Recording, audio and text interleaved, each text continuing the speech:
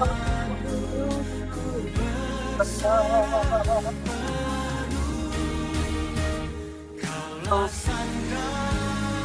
Abuna.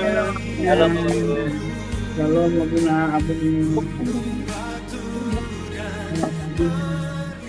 Shalom Bapak Ibu, selamat Salam pagi. Maleli. Shalom Abuna dan Abuni. Salam Abuni. Salam Abuna, Abuni. Inang Duma, salam. Selamat pagi. Shalom Bapak Ibu sekalian yang terkasih. Salam Abuna. Dileni, selamat pagi. Baik Bapak Ibu sekalian, puji Tuhan ya. Tuhan Yesus baik. Kita datang dulu di hadapan Tuhan, baru nanti kami izin untuk bersaksi kebaikan Tuhan. Amin. Oke Bapak Ibu yang terkasih, seperti yang Abuna sampaikan, kita mari tepuk tangan untuk kehadiran Allah yang selalu ada di dalam kehidupan seorang percaya.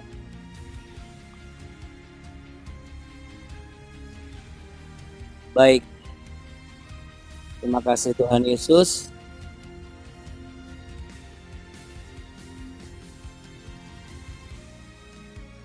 Mari sama-sama kita satu di dalam doa Bapak Ibu sekalian terkasih. Kita berdoa.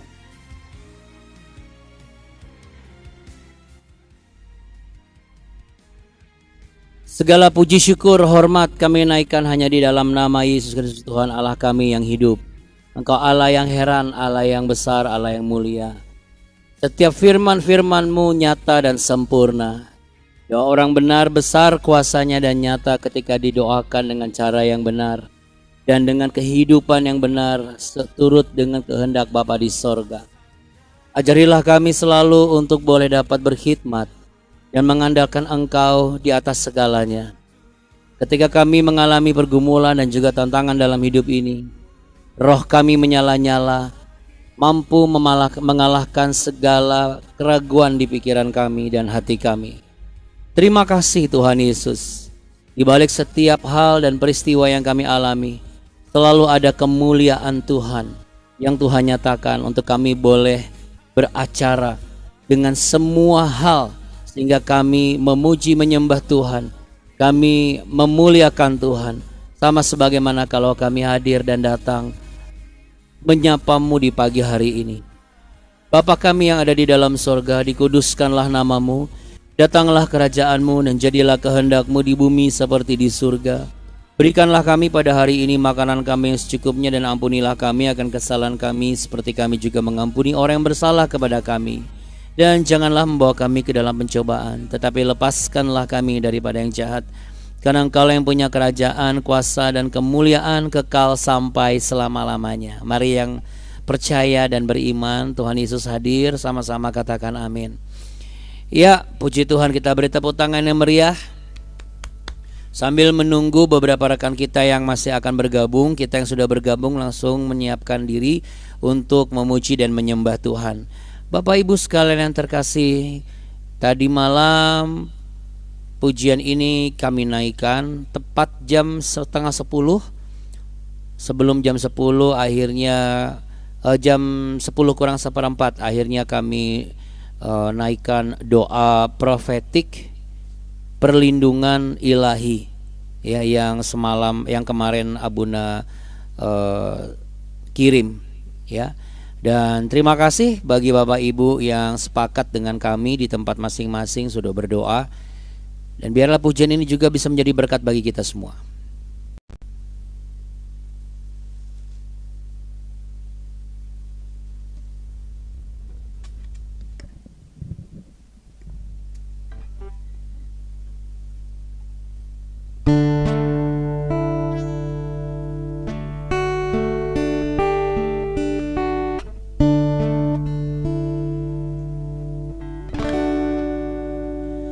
Dalam setiap perkaraku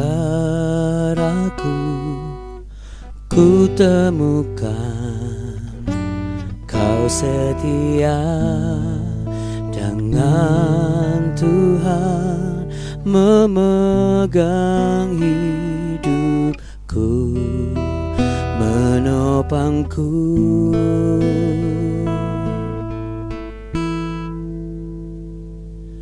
Tuhan sanggup buka jalan bagi semua yang percaya janjinya. Kekuatan, pertolongan selalu ada bagiku. Tuhan sanggup buka jalan bagi semua yang percaya janjinya. Kekuatan, pertolongan selalu ada bagiku.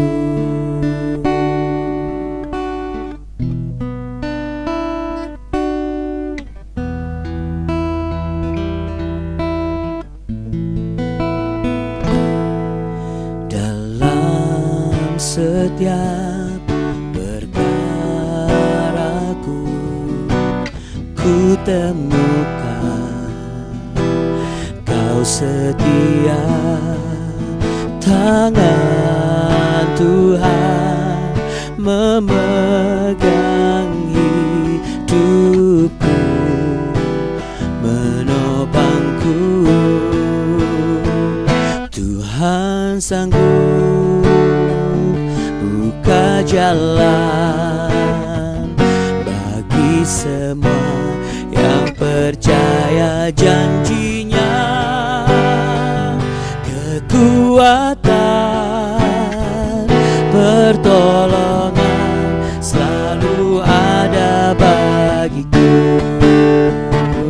Tuhan sanggup buka jalan bagi semua yang percaya janjinya. Kekuatan, pertolongan selalu ada bagiku. Oh, oh, oh.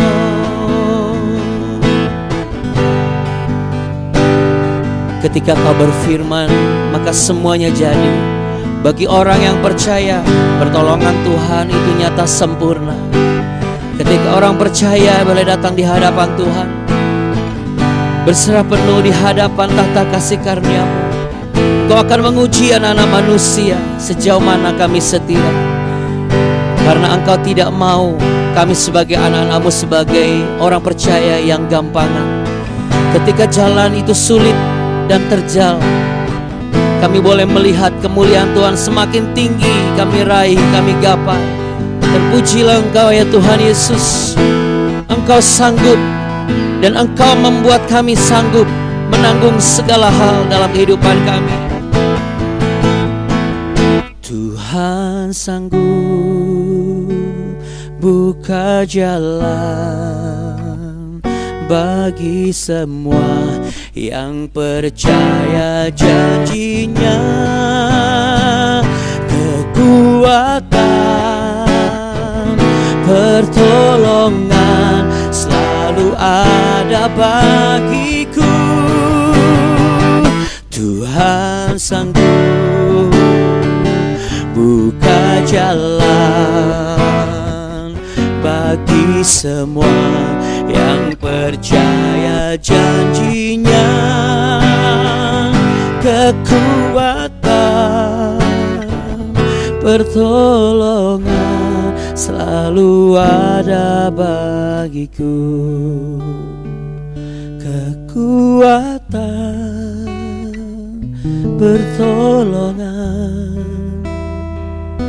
selalu ada bagiku.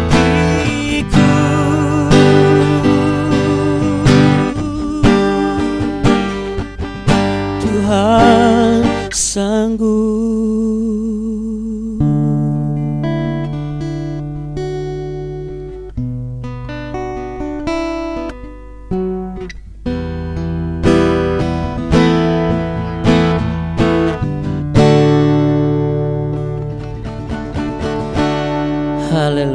Terima kasih Tuhan. Kita beri tepuk tangan yuk untuk Allah kita yang heran dan sanggup melakukan segala perbuatannya yang ajaib.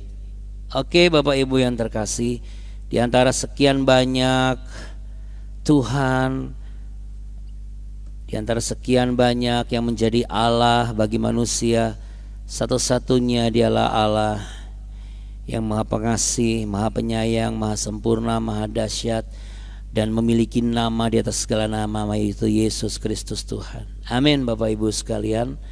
Puji Tuhan Bapak Ibu yang terkasih. Baik Bapak Ibu, kita mau sama-sama terapkan dulu. Kita konsisten di schedule kita hari ini. Iya, kita mau buka Alkitab kita dulu.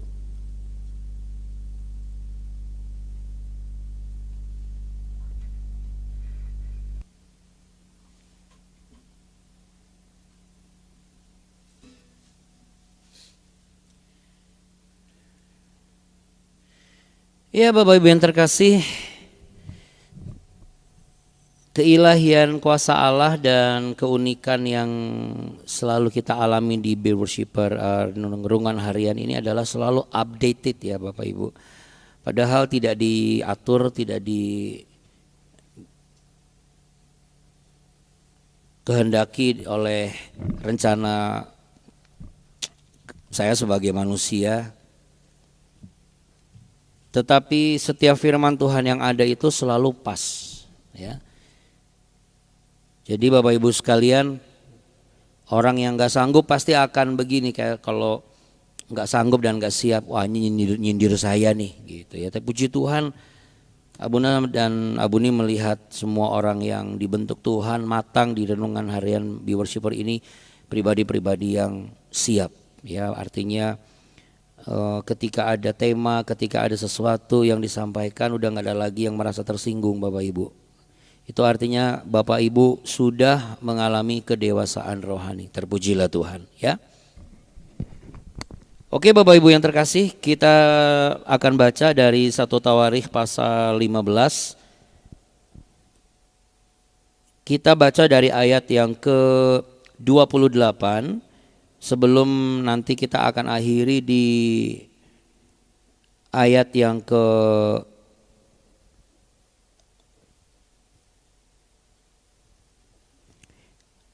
18 ya, di pasal selanjutnya. Mari kita sama-sama baca. Seluruh orang Israel mengangkut tabut perjanjian Tuhan itu dengan diiringi sorak dan bunyi sangkakala, nafiri dan ceracap sambil memperdengarkan permainan gabus dan kecapi. Ketika tabut perjanjian Tuhan itu sampai ke kota Daud, maka Michal, anak perempuan Saul, menjenguk dari jendela lalu melihat Raja Daud melompat-lompat dan menari-nari. Sebab itu ia memandang rendah Daud dalam hatinya. Tabut Allah itu dibawa masuk, lalu diletakkan di tengah-tengah kemah yang dipasang Daud untuk itu. Kemudian mereka mempersembahkan korban bakaran dan korban keselamatan di hadapan Allah. Setelah Daud selesai mempersembahkan korban bakaran dan korban keselamatan, diberkatinya lah bangsa itu demi nama Tuhan.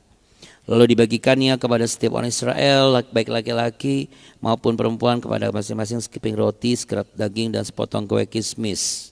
Juga diangkatnya dari orang Lewi itu beberapa orang sebagai pelayan di hadapan tabut Tuhan untuk memasyurkan Tuhan Allah Israel dan menyanyikannya syukur dan puji-pujian baginya.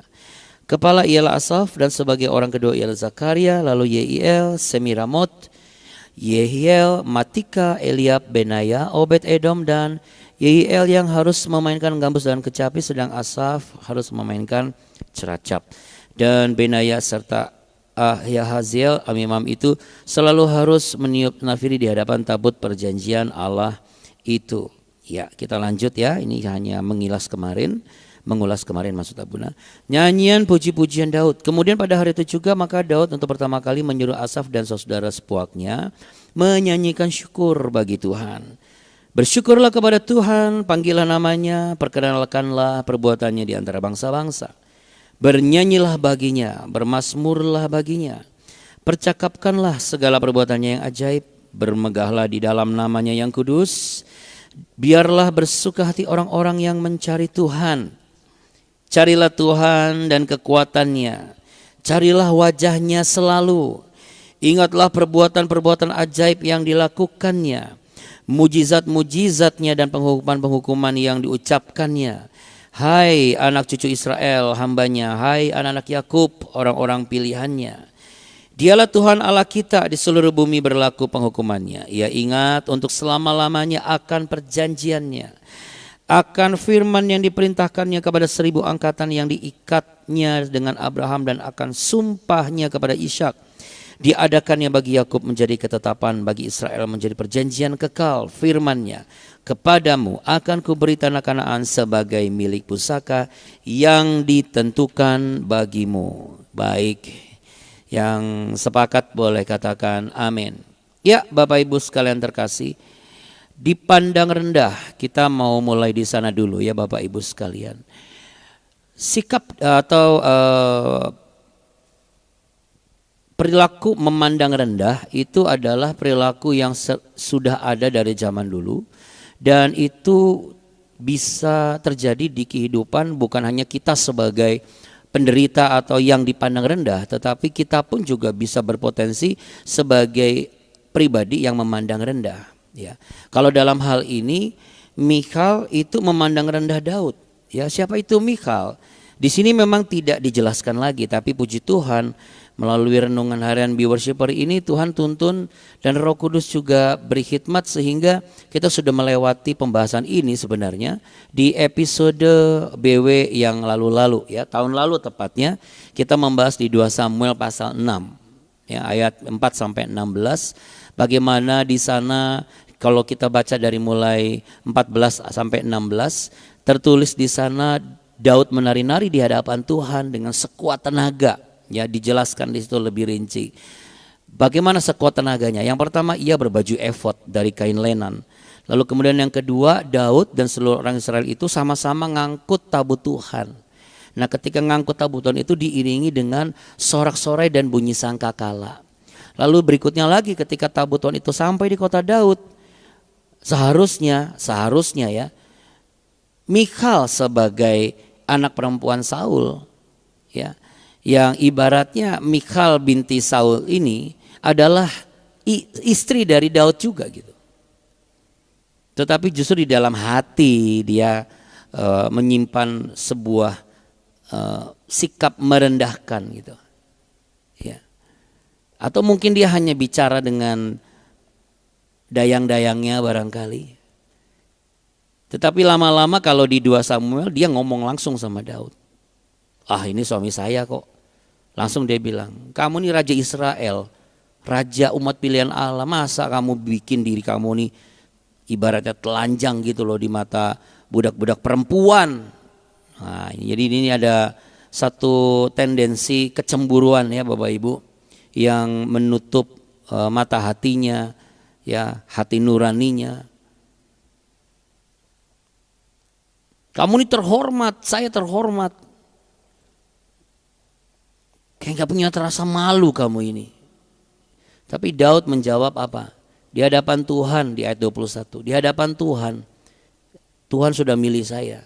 Dengan cara apa? Menyisihkan bapak kamu.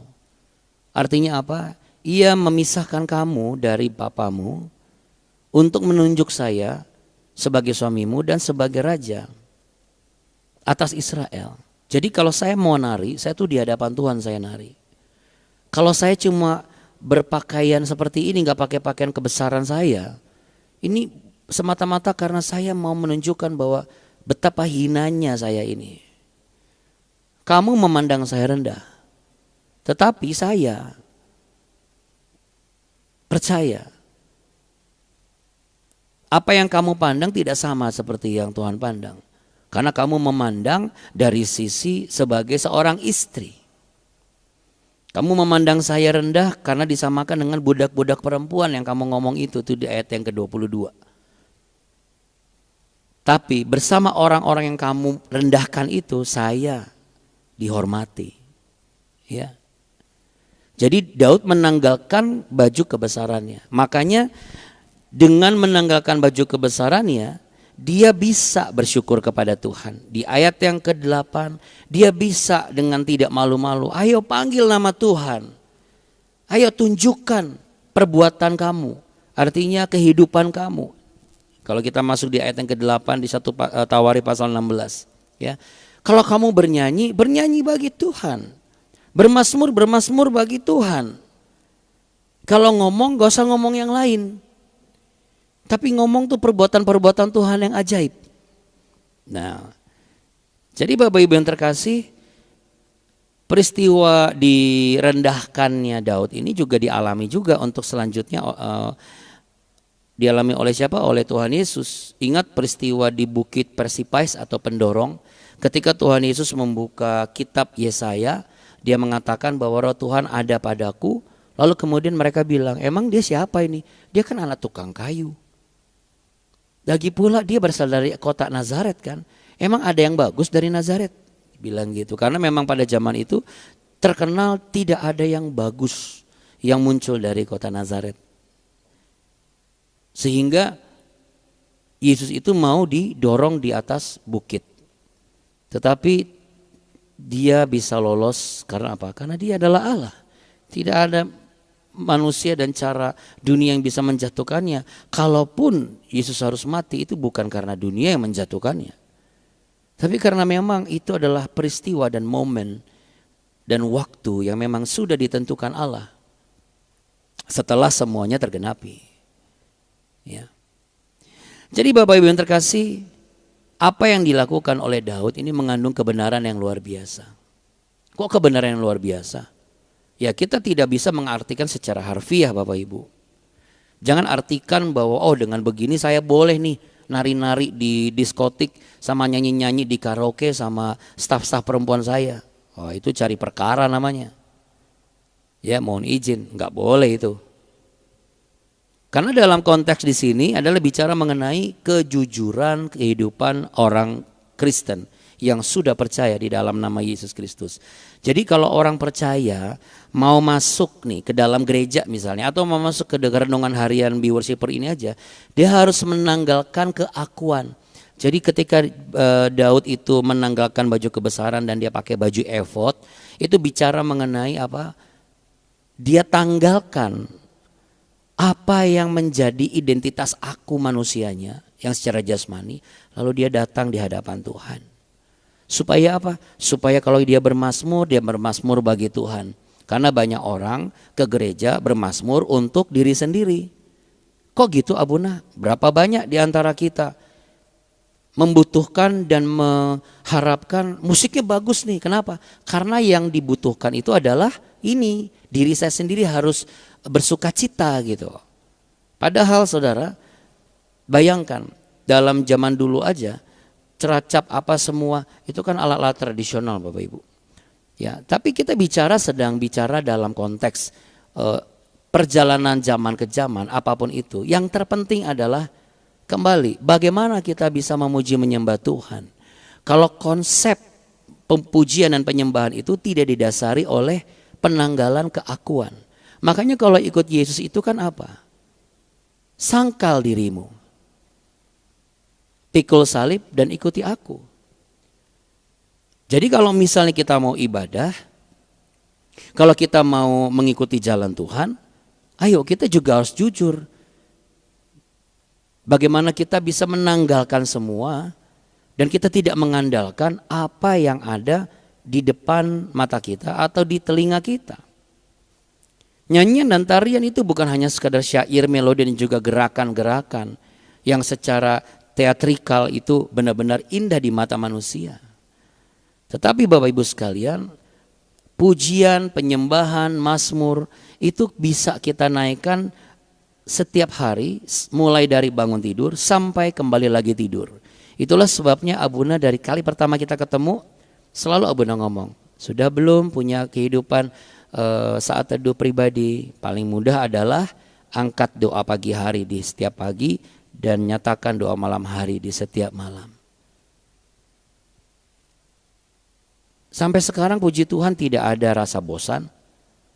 Kenapa orang bosan? Karena dia tidak jujur ketika dia menyatakan. Dia hanya sekedar baca saja. Mulutnya tidak sungguh-sungguh bermazmur bagi Tuhan. Dia tidak bercakap-cakap tentang perbuatan Tuhan. Dia hanya mencari kemegahan di balik kegiatan-kegiatan rohani. Padahal orang akan dimegahkan Allah di balik nama Allah yang Maha Kudus, yaitu Yesus Kristus Tuhan. Jelas tidak ada kekudusan tanpa ada pertobatan. Tidak ada pertobatan tanpa ada penerimaan, pengakuan Kristus sebagai Tuhan dan Juru Selamat, dan memberi diri untuk dibaptis, ditenggelamkan, lalu keluar sebagai manusia baru dan belajar oleh tuntunan firman Tuhan sehingga dia bisa menjadi manusia baru. Maka roh takut akan Tuhan menetap di dalamnya. Sebab apa? Sebab roh takut akan Tuhan tidak bisa dibentuk oleh manusia, hanya diberikan oleh Allah yang Maha Kudus. Jadi artinya Bapak Ibu, kalau kita mau terapkan dalam kehidupan sehari-hari, kita harus berjuang sekuat tenaga untuk mencapai hal ini. Bagaimana caranya?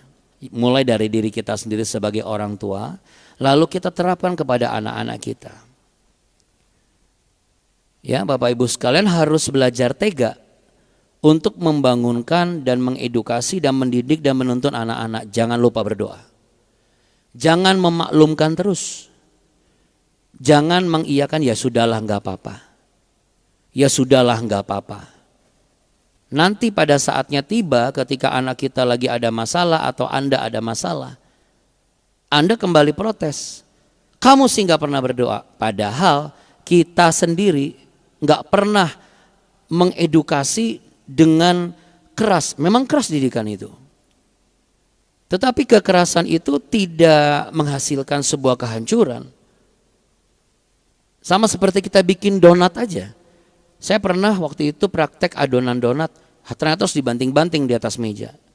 Tapi semakin bantingannya benar, lalu habis banting baru diulenin lagi, diremas-remas lagi, banting lagi, baru dibelai-belai sayang lagi, diulenin lagi pakai tepung, dibanting lagi terus sampai kalis ibaratnya adonannya kan. Baru dia bisa sesuai dengan bentuknya dan mengembang dan akhirnya bisa dinikmati.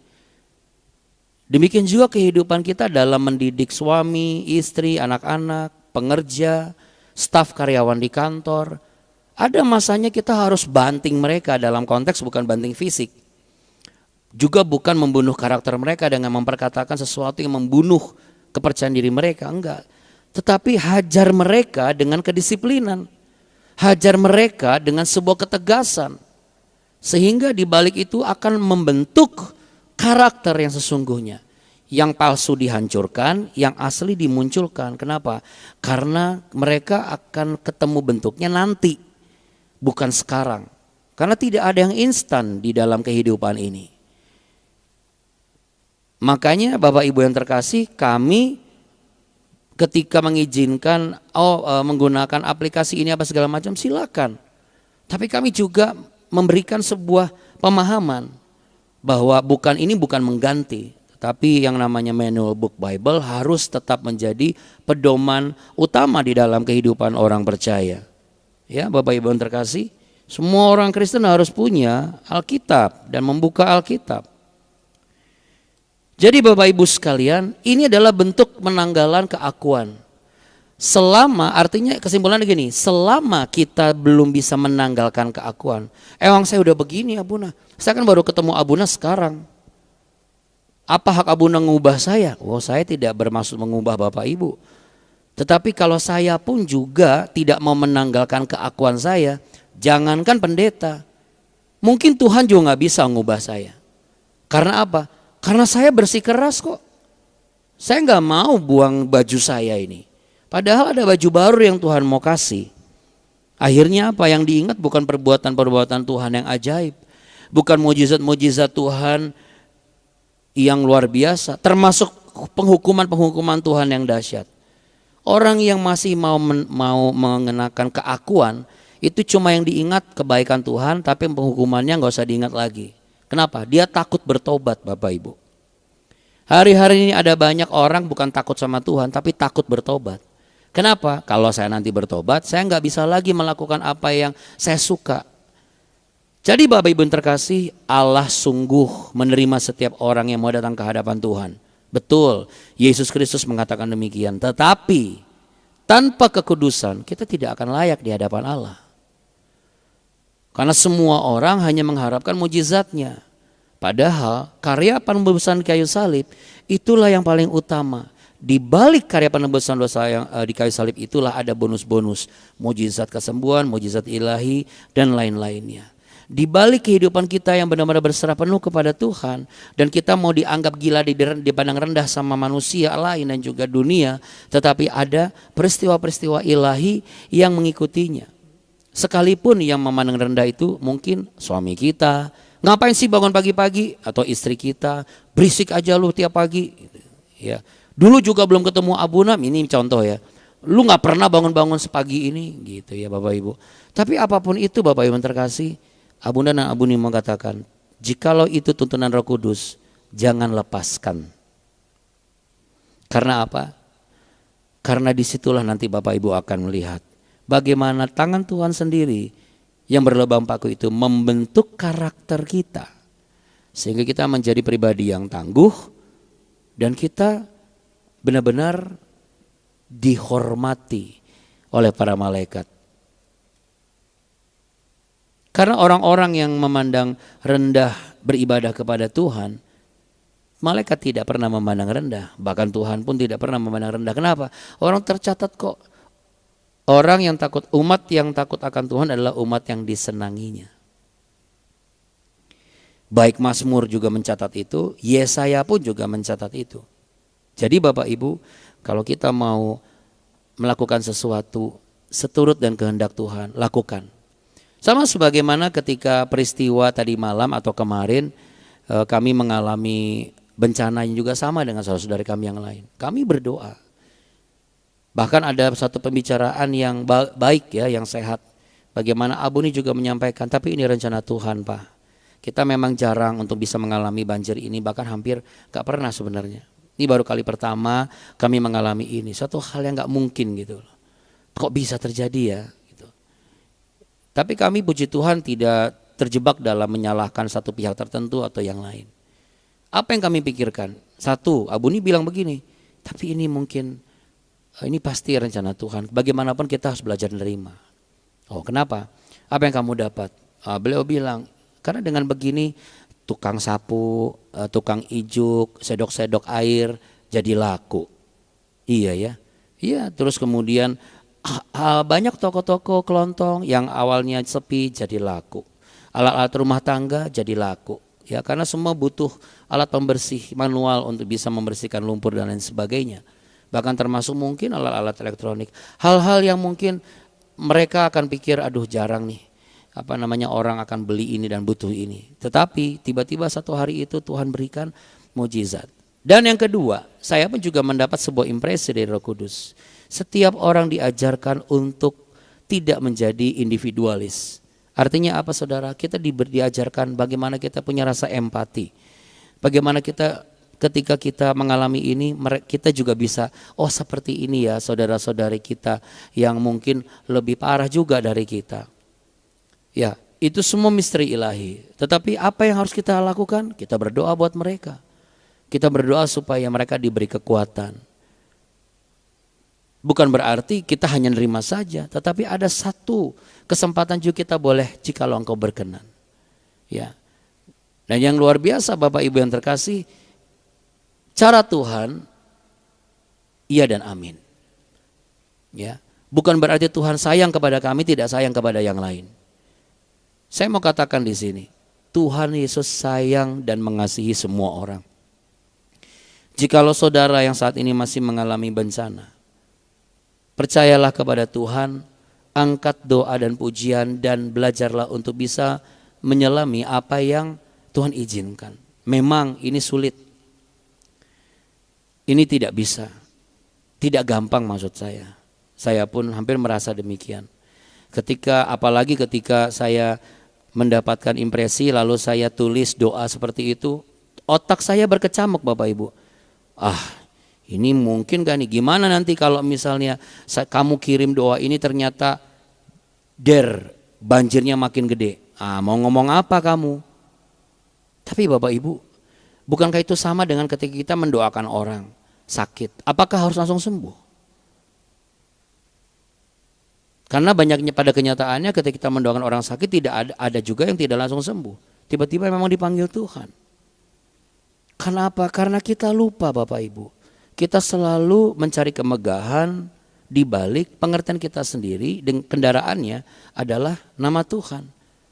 Sesungguhnya Tuhan yang akan memegahkan kita dengan cara kita dijadikan alat sebagai pertolongannya. Kalau Raja Daud tidak menari-nari dengan budak perempuan di situ, maka kita tidak bisa belajar bagaimana kita harus menjadi orang yang positif.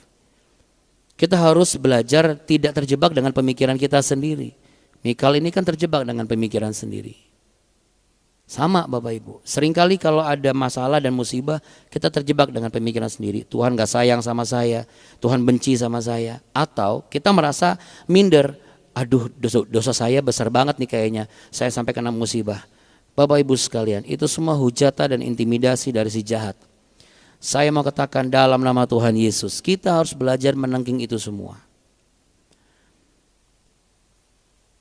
Ketika kita berhadapan dengan persoalan dan tantangan, bahkan saat kita mau menjalankan aktivitas kita, baik itu ke kantor maupun pelayanan, tiba-tiba ada sesuatu yang gak enak. Anda mau tahu? Tuhan sedang menguji hati kita. Apakah kita masih sebagai orang yang hanya bergantung kepada situasi dan perasaan kita? Ketika baik kita bisa memuji dan memuliakan Tuhan, tetapi ketika buruk kita tidak memuji memuliakan nama Tuhan. Pada hakikatnya Daud bisa saja merasa minder. Daud bisa saja merasa apa? Wah, ini nanti jangan-jangan orang-orang memandang rendah saya. Tetapi Bapak Ibu, justru Daud bisa sekuat tenaga memuliakan Tuhan. Daud sekuat tenaga untuk memasyurkan nama Tuhan. Daud sekuat tenaga untuk melayani Tuhan. Jadi Bapak Ibu yang terkasih, kita tidak akan bisa sekuat tenaga kerja, melayani, bertanggung jawab atas hidup kita, bahkan berdoa, bersetia dan tetap yakin dan teguh. Kalau apa? Kalau kita setengah-setengah. Setengah baju yang Tuhan kasih, setengah masih bajunya kita. Karena manusia itu penuh dengan kekhawatiran dan kecemasan. Karena manusia itu penuh dengan ketakutan. Kenapa? Karena masih ada daging Bapak Ibu. Itulah sebabnya hanya Yesus Kristus yang layak jadi teladan. 100% Allah, inkarnasi 100% manusia. Tetapi keilahiannya itu tetap membungkus kemanusiaannya. Artinya apa Bapak Ibu? Roh Allah yang ada di dalam diri kita akan membuat kita sanggup. Sehingga kita dipandang rendah, kita tidak mudah marah. Dipandang rendah, kita tidak menjadi tersinggung. Dan kita pun tidak memandang rendah diri kita sendiri. Tidak menyalahkan diri kita sendiri. Saya sih sudah begini sekarang, beda sama yang dulu. Atau saya sih begini. Enggak Bapak Ibu. Semua ada masanya. Seandainya, kalau ada yang bertanya begini, Abuna, bagaimana jikalau kita sudah berdoa tetapi keadaan tidak berubah? Ya kita harus tunjukkan bahwa kita bukan menjadi orang Kristen yang gampangan dan upahan. Bahwa kita bukan memanfaatkan mujizat dan keilahian Kristus di dalam pengetahuan iman kita yang bertumbuh. Yang artinya apa Bapak Ibu? 100% kita murni. Terjadi atau tidak, aku pengikut Kristus. Itu ujian kesetiaan kita. Bagaimana jikalau seluruh dunia meninggalkanku? Bukankah Rasul Paulus mengatakan, hidup bagi Kristus, mati keuntungan. Sekalipun orang-orang meninggalkan aku, makanya ditulis sekalipun ayah ibuku meninggalkan aku, tetapi Tuhan Allah tetap menerimaku. Jadi sekalipun, mohon izin ya Bapak Ibu, orang-orang terdekatmu meninggalkanmu, kenapa engkau gusar dan pusing?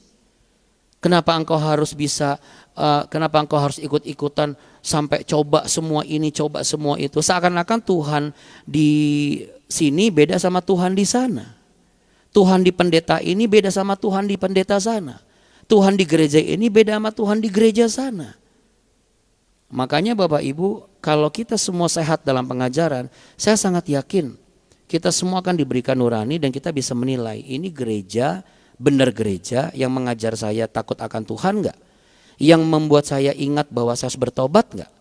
Yang membuat saya ingat bahwa saya ini berharga karena ditebus oleh darah Kristus enggak? Atau kita malah diajarin saya diterima apa adanya. Oh berarti kalau saya dosa itu cuma daging. Kita wajar kalau itu dalam dosa. Atau jangan-jangan kita hanya diajarkan untuk melakukan ini supaya kalau enggak ini dilakukan nanti kita dihukum. Kita semua dikasih nurani Bapak Ibu. Jadi bukan kapasitas saya untuk mengatakan bahwa ini benar ini salah. Tetapi setiap orang yang sehat nuraninya pasti akan mengalami pengertian. Orang yang mengalami pengertian berarti dikuasai Roh Tuhan. Karena Roh Tuhan memberikan pengenalan akan pribadi diri sendiri dan juga pengenalan akan Allah. Disitulah hikmat akan diberikan. Sehingga mulut kita berkhidmat, telinga kita berkhidmat, pemikiran kita berkhidmat. Saya berdoa, kiranya kehidupan kita adalah sebuah tarian yang menyukakan hati Tuhan. Pekerjaan kita adalah tarian yang menyukakan hati Tuhan. Yaitu ketika kita mau kerja kantor, kita mau pergi, tanggalkan semua masalahmu. Mungkin kita sempat ribut dan konflik di rumah, tanggalkan itu. Masuk ke mobil, aku berserta dengan engkau. Aku mau mengenakan baju efod. Aku mau menari-nari di hadapan Tuhan. Dengan pekerjaanku ini, aku mau jadikan ini sebagai tarian yang memuliakan Tuhan.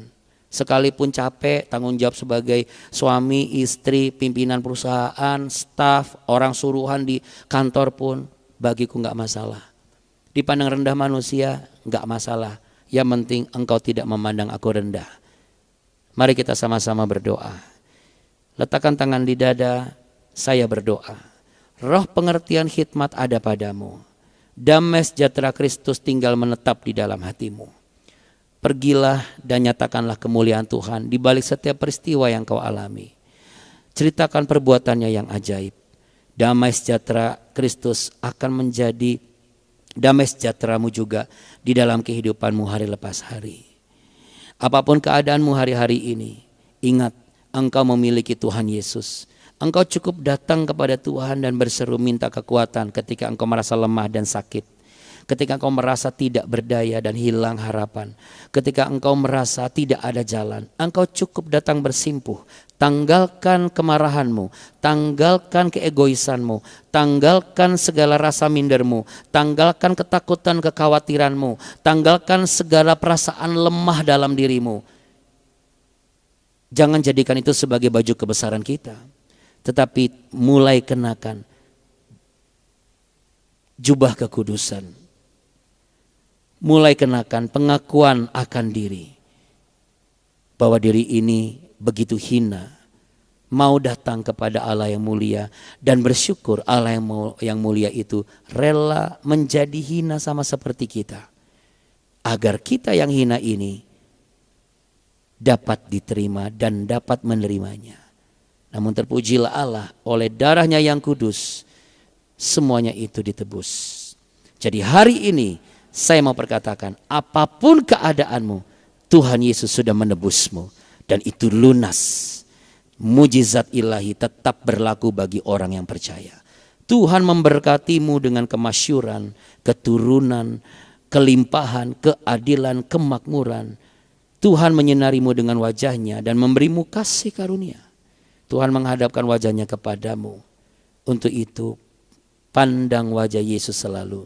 Sekali Yesus, tetap Yesus. Dan selama-lamanya Yesus.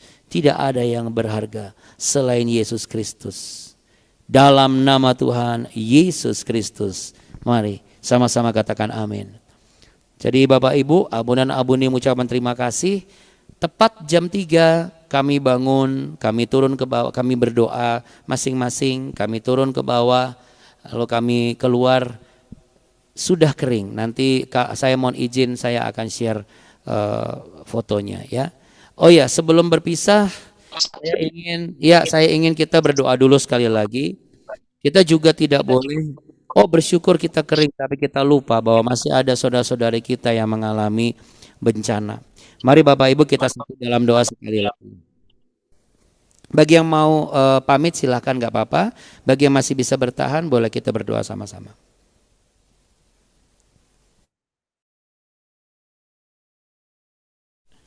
Saat ini kami datang ke hadapan-Mu yang kudus. Terima kasih Allah yang hidup. Terima kasih Roh Kudus yang memberi tuntunan dan ingatan. Hal yang pertama, kami berterima kasih karena Engkau hadir di tengah-tengah kota kami.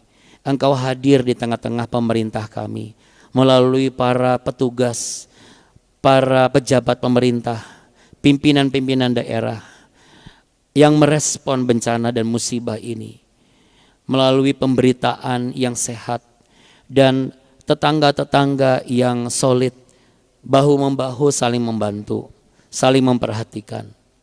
Kami yakin dan percaya di balik bencana ini ada kehadiran Allah yang nyata bagi setiap kami. Kami merasakan, kami bisa belajar, dan kami juga boleh tetap berjuang sampai kami melihat bahwa memang pengharapan itu hanya ada di dalam Engkau. Kami berdoa dari pimpinan pusat negara ini sampai pimpinan daerah, wakil rakyat di setiap tempat-tempat kota, desa, bahkan perumahan-perumahan warga yang ada. Berikanlah kepada mereka kekuatan dan keteguhan hati, kesehatan, keberanian, dan juga hikmat dan roh takut akan Tuhan. Berikanlah mereka kesehatan yang baik supaya mereka tidak jatuh sakit sehingga boleh menolong saudara-saudari kami yang masih terdampak banjir.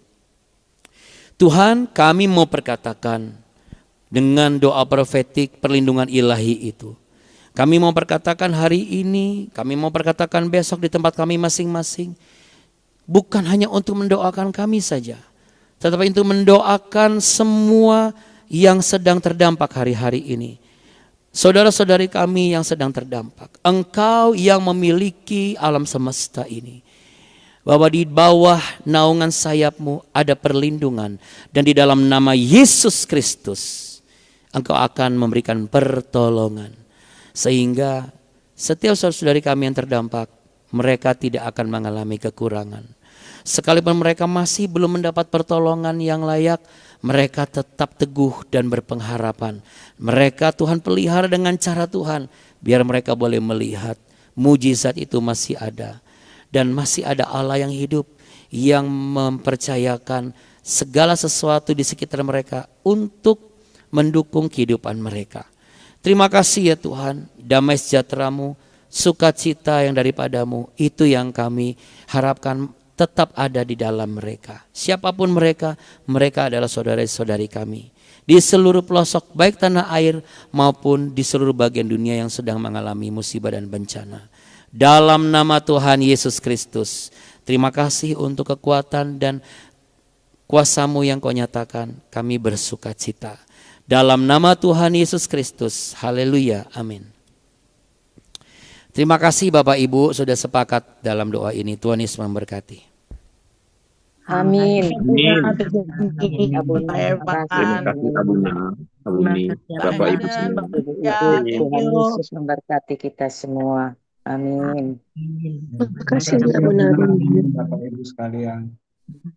Terima kasih Abuni, Tuhan berkati. Sama-sama Bapak Ibu. Ya Ibu Tia Pardede mohon izin belum sempat balas tapi sudah kami doakan. Nanti kita lanjut secara japri ya Ibu Tia. Ya. Terima kasih Abuni. Sama-sama Bapak Ibu. Ya, makasih banyak Tuhan memberkati. Amin. Shalom Bapak dan Ibu, terima kasih atas doanya. Tuhan Yesus memberkati kita semua. Amin. Amin. Terima kasih Abuni.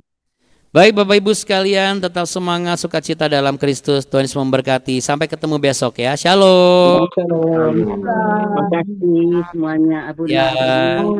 Tuhan berkati. Shalom. Ketemu lagi.